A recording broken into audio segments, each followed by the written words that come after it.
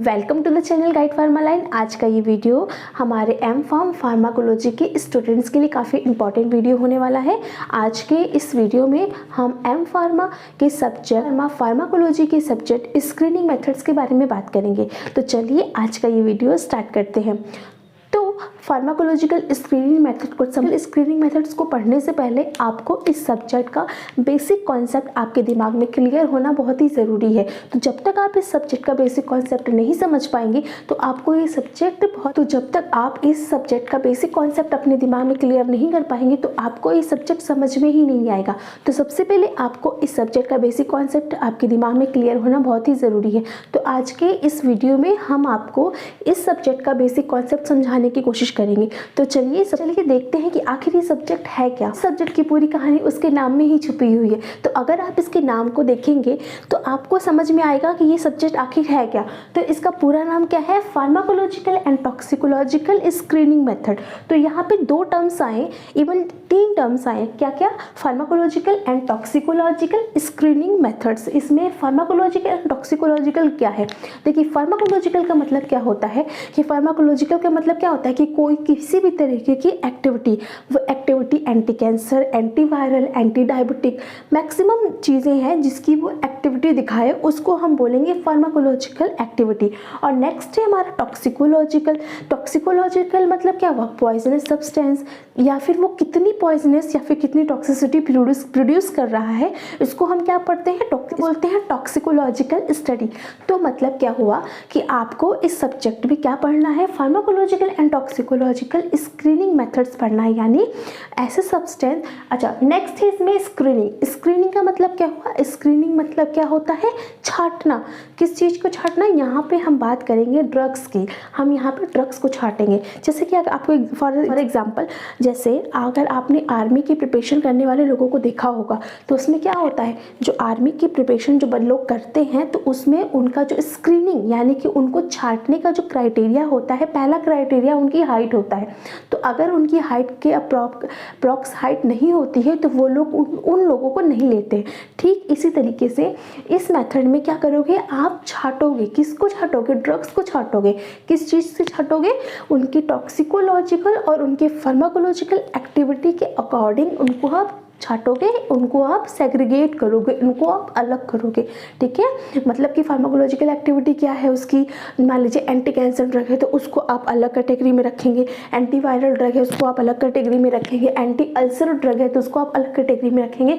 तो ये क्या हो गया? फार्माकोलॉजिकल एक्टिविटी के अकॉर्डिंग स्क्रीनिंग हो गई। नेक्स्ट हुआ इसकी टॉक्सिकोलॉजिकल स्क्रीनिंग, मतलब कि उसकी कितनी टॉक्सिसिटी है उसके अकॉर्डिंग आप उसको सेग्रीगेट करेंगे। इससे हम क्या समझ पा रहे हैं कि इस स्क्रीनिंग मेथड्स में हम दोनों ही तरीके की स्क्रीनिंग करते हैं, सब्सटेंस को उसकी टॉक्सिसिटी और उसके फार्माकोलॉजिकल एक्टिविटी के अकॉर्डिंग। तो ये हो गया इसके वर्ड की मीनिंग, इस सब्जेक्ट की मीनिंग हो गई है। चलिए अब नेक्स्ट हम समझते हैं कि ये सब्जेक्ट हमें पढ़ना क्यों ज़रूरी है, हम क्यों ये सब्जेक्ट पढ़ रहे हैं, हमें ये सब्जेक्ट पढ़ना क्यों ज़रूरी है।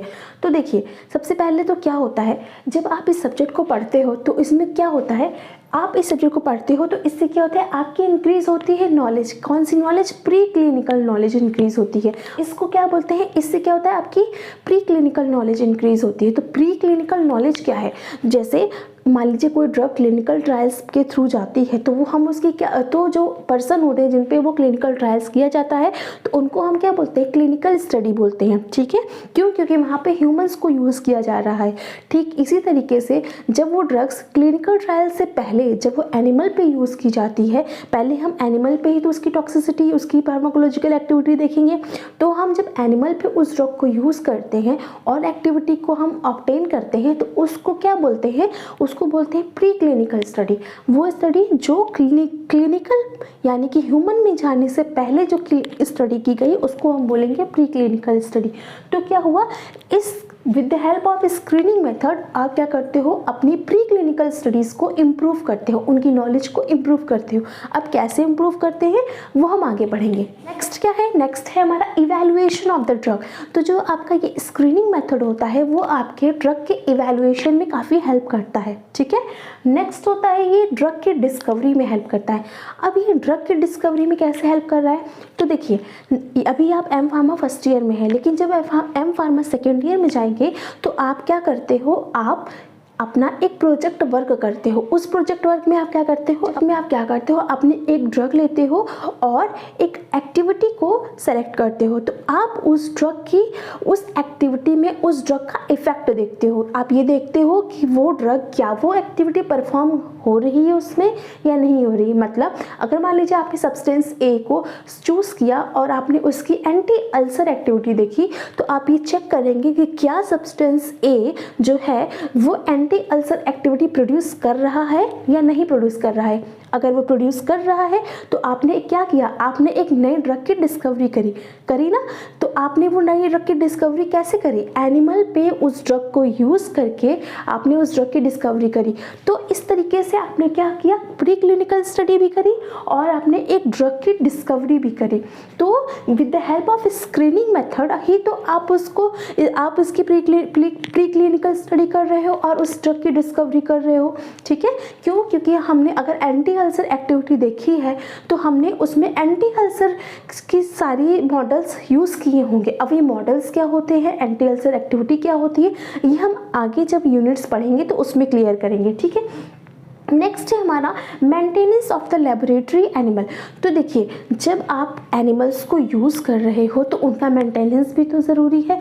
तो by the help of screening method आप ये देखो, आपको एनिमल्स का मेंटेनेंस भी पढ़ाया जाता है। जब आप अपने यूनिट फर्स्ट की बात करेंगे तो आपके यूनिट फर्स्ट में कुछ टॉपिक्स हैं जिसमें कि क्या है, आपका एनिमल हैंडलिंग, आपका एप्लीकेशन एंड एनेस्थीसिया की, और बायोएसे, CPCSEA गाइडलाइंस। तो ये सभी क्या है, ये सभी वो चीज़ें हैं जो आपको यूनिट फर्स्ट में पढ़नी है। और ये सारी जो चीज़ें हैं वो किससे रिलेटेड है, वो सारी रिलेटेड है आपके मेंटेनेंस ऑफ लेबोरेटरी एनिमल पे। इस तरीके से आप with the help of screening method आप किसी भी एनिमल की हैंडलिंग लेबोरेटरी में आप मेंटेन कर पाते हैं।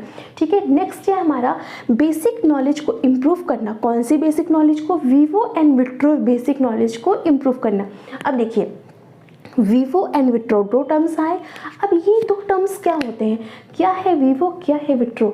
और ये वीवो और विट्रो दोनों ही हमारा कैसे स्टडीज़ है, प्री क्लिनिकल स्टडीज़ हैं। तो ये क्या है, तो सबसे पहले देखिए हम वीवो को समझ लेते हैं। तो जो ये वीवो होता है, वीवो को ही हम क्या बोलते हैं, वीवो क्या है, वीवो क्या है, वीवो होती है जब हम किसी एनिमल में किसी ड्रग की टेस्टिंग करते हैं तो उसको हम वीवो एनालिसिस बोलते हैं, वीवो स्टडीज़ बोलते हैं। तो जैसे कि मान लीजिए आपने किसी एनिमल को यूज़ किया, हम अल्सर का ही एग्जांपल लेके चल रहे हैं, आपने अल्सर एक्टिविटी के लिए किसी एनिमल को यूज़ किया। तो जब आपने एनिमल को यूज़ किया, आपने माइस के अंदर एंटी अल्सर एक्टिविटी देखी, तो वो एक्टिविटी क्या कहलाएगी, वीवो एक्टिविटी कहलाएगी। ठीक है, तो आपने जो एक्टिविटी देखी वो विद इन द एनिमल देखी, इसलिए हम इसको वीवो एक्टिविटी कहते हैं। ठीक है, नेक्स्ट आता है आपका विट्रो एक्टिविटी। तो विट्रो एक्टिविटी क्या होता है, जब आप किसी भी एनिमल के टिश्यू को बाहर निकाल के उसको वो सारे ही पैरामीटर्स देते हो, इंटरनल पैरामीटर्स पे सेट करते हो, जो इंटरनल इन्वायरमेंट देते हो, जो उसकी बॉडी के अंदर का इन्वायरमेंट होता है उसको सेट करके उस टिश्यू को आप उसमें टेस्टिंग करते हो, तो उसको हम बोलते हैं विट्रो एनालिसिस। मतलब क्या होता है कि विट्रो एनालिसिस में क्या होता है, विट्रो एनालिसिस में हम एनिमल के टिश्यूज़ को बाहर उसकी बॉडी से निकालते हैं और उसको उसकी बॉडी का ही फिक्स एनवायरनमेंट प्रोवाइड कराते हैं जिसमें वो सेल लाइव रहती हैं और फिर हम अपनी ड्रग की एक्टिविटी को चेक करते हैं, तो उसको हम बोलते हैं विट्रो एनालिसिस। इसका एग्जांपल क्या है, बायोसे आपने पढ़ा होगा ना, जिसमें कि हम क्या करते हैं, टिश्यूज़ लेते हैं और उसको हम स्टूडेंट ऑर्गन बाथ पे ग्राफ को क्रिएट करते हैं विद लिमिटेड टेम्परेचर, और उसके बाद हम क्या होता है PSS सोल्यूशन बना के उसको हम अलाइव रखते हैं और उसके बाद हम उसको क्या करते हैं, ड्रग्स के डिफरेंट वॉल्यूम को इंसर्ट करके हम क्या देखते हैं, उसकी एक्टिविटी को देखते हैं। तो ये हमारा बायोएसे होता है ना। तो वो बायोएसे क्या है, बायोएसे हमारा क्या है, विट्रो एनालिसिस है, ठीक है। ये हो गया हमारा क्या, basic knowledge of Vivo and vitro analysis. इसमें हम क्या करेंगे, मान लीजिए एनिमल के अंदर हमने एंटी अल्सर एक्टिविटी देखी तो हमें पता चल गया। ठीक इसी तरीके से हमने उसके ऑर्गन को निकाल के उसकी कोई एक्टिविटी, स्पेसिफिक एक्टिविटी देखी तो हमें ये पता चल जाएगा कि उस ड्रग का उस बॉडी पार्ट में कोई इफेक्ट आ भी रहा है या नहीं आ रहा है। ठीक हो गया आपका कि स्क्रीनिंग मेथड्स पढ़ना क्यों ज़रूरी है। ठीक है, अब ये हो गया हमारा स्क्रीनिंग मेथड्स हम क्यों पढ़ रहे हैं। ठीक है, नेक्स्ट आता है हमारा मॉडल्स। जब आप यूनिट फर्स्ट को छोड़ के unit second, unit third, unit fourth, unit 5 पे जाएंगे तो आप देखेंगे हर यूनिट में डिफरेंट मॉडल्स दिए हुए हैं। अब ये मॉडल्स क्या है और ये मॉडल्स कैसे काम करते हैं ये समझते हैं। भी आप किसी भी ड्रग, मतलब आप कोई भी यूनिट उठाइए उसमें आप एक मॉडल्स देखिए। मान लीजिए हम एंटी अल्सर एक्टिविटी की बात कर रहे हैं तो आप जितने भी मॉडल्स पढ़ोगे उसमें 3 चीज़ें होंगी। आपको वो उन मॉडल्स में आपको एनिमल को 3 पार्ट में डिवाइड करना होगा। फर्स्ट पार्ट आपका कंट्रोल ग्रुप रहेगा, सेकेंड पार्ट आपका स्टैंडर्ड ग्रुप रहेगा और थर्ड पार्ट आपका टेस्ट ग्रुप रहेगा। ये आपके एम फार्म सेकेंड ईयर के प्रोजेक्ट वर्क के लिए भी काफ़ी इंपॉर्टेंट चीज़ है। तो जैसे कि मान लीजिए आपने एम फार्म सेकेंड ईयर में आप प्रोजेक्ट वर्क कर रहे हो, आपने सब्सटेंस ए अपनी एक ड्रग चूज़ करी और आप उस ड्रग की एंटी अल्सर एक्टिविटी अपने किस पे देख रहे हो, अपने मॉडल, अपने माइस पे देख रहे हो, अपने रैट पे देख रहे हो, माइस पे देख रहे हो, जो भी what ever animal you choose. ठीक है, तो आप जब उस पर देख रहे हो तो क्या होगा, मान लीजिए आपका एनिमल है तो मान लीजिए आपने 3 एनिमल को चूज़ किया। तो 3 एनिमल को चूज़ किया तो उसमें क्या होगा, एक एनिमल को आप कंट्रोल ग्रुप की तरह रखेंगे, दूसरे एनिमल को आप स्टैंडर्ड ग्रुप मानेंगे और तीसरे एनिमल को आप टेस्ट ग्रुप मानेंगे। ठीक है, तो 3 ग्रुप हमने बना लिया। अब देखिए आपको एंटी अल्सर एक्टिविटी देखनी है तो सबसे पहले तो आपको जो अपनी ड्रग है उसकी एक्टिविटी देखना है कि वो ड्रग एंटी अल्सर की तरह काम कर भी रही है कि नहीं काम कर रही है। तो सबसे पहले आपको क्या करना पड़ेगा, सबसे पहले आपको अल्सर को इंड्यूस कराना पड़ेगा। तो सबसे पहली चीज़ जो हुई, जो आपको सारे मॉडल्स में एक चीज़ आपको जो देखनी पड़ेगी वो होगा हमारा पहला होगा हमारा इंड्यूसिंग एजेंट। इंड्यूसिंग एजेंट, ठीक है, इंड्यूसिंग एजेंट हमारा एक पहला एजेंट होगा जिससे हम वो सभी डिजीजेस को क्रिएट करेंगे। हर डिजीज़ के केस में इंड्यूसिंग एजेंट अलग अलग होगा। मान लीजिए अल्सर प्रोड्यूस कर रहे हो तो उसके लिए इंड्यूसिंग एजेंट अलग है, आपने हेपेटोटॉक्सिसिटी प्रोड्यूस की है तो उसके लिए एजेंट अलग होगा। तो हम एजेंट वो यू चूज़ करेंगे जो उस डिजीज़ को क्रिएट करेगा। तो पहली चीज़ क्या होगी, हमें इंड्यूसिंग एजेंट चाहिए होगा, हर मॉडल में चाहिए होगा तो इंड्यूसिंग एजेंट होगा। सेकेंड चीज़ होगी हमारी स्टैंडर्ड ड्रग। स्टैंडर्ड ड्रग क्या होगी, वो ड्रग जो ऑलरेडी मार्केट में प्रेजेंट होगी, जो ऑप्टिमम रिस्पांस देती होगी। तो स्टैंडर्ड ड्रग आपको हर केस में, आपको जितने भी मॉडल्स आप पढ़ोगे उसमें इंड्यूसिंग एजेंट का नाम लिखा होगा, उसमें स्टैंडर्ड ड्रग का नाम लिखा होगा। ठीक है, वो होगा।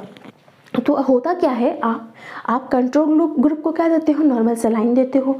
स्टैंडर्ड ग्रुप को आप क्या देते हो, स्टैंडर्ड ड्रग देते हो। इंड्यूसिंग एजेंट देते हो, स्टैंडर्ड ड्रग देते हो।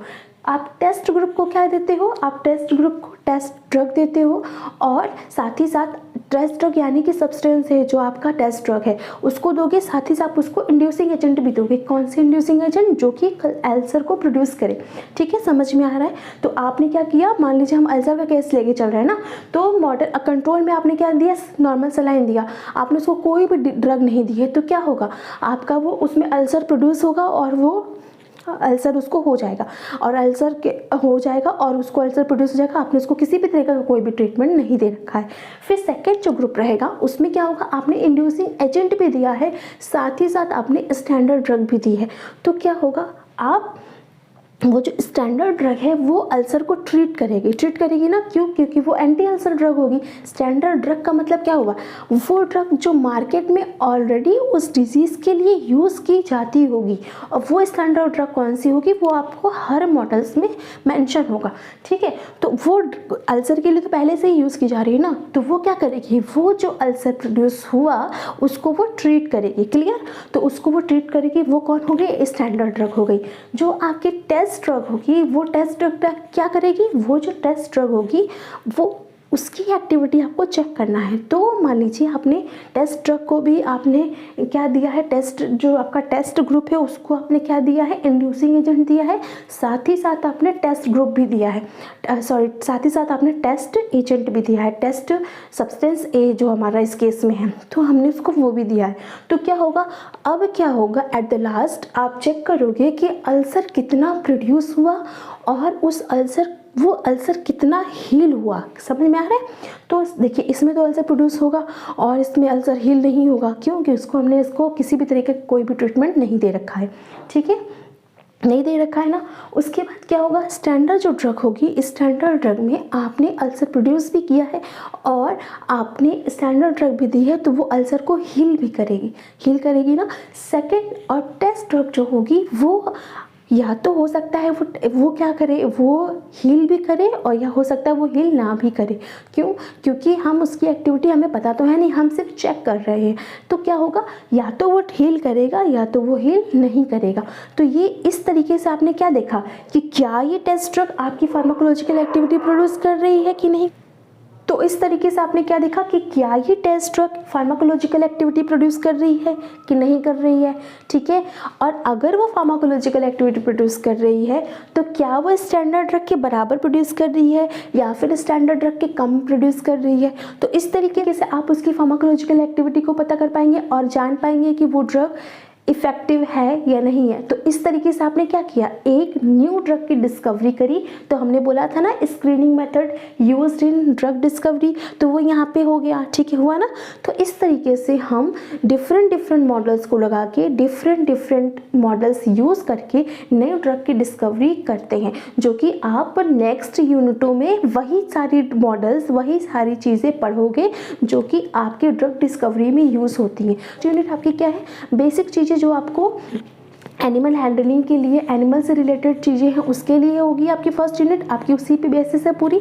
और जो आपकी रेस्ट ऑफ यूनिट्स हैं उनमें हम डिफरेंट मॉडल्स को पढ़ेंगे। अब हर मॉडल के ढेर सारे मेथड्स हैं और उनमें से 2-3 मेथड्स को आपको पढ़ना होता है और हर मॉडल में का जो मेन कंक्लूजन है वो यही है कि उसमें एक इंड्यूसिंग एजेंट होगा, एक टेस्ट ड्रग होगी। ठीक है, तो उस तरीके से आप उस मॉडल को यूज़ करके किसी भी ड्रग की डिस्कवरी करते हो। तो आई होप आपको स्क्रीनिंग मेथड का बेसिक कॉन्सेप्ट समझ में आया होगा और आपको ये सब्जेक्ट का थीम समझ में आया होगा कि आखिर हम ये सब्जेक्ट क्यों पढ़ रहे हैं और इस सब्जेक्ट का हमारी फार्माकोलॉजी में क्या रोल है।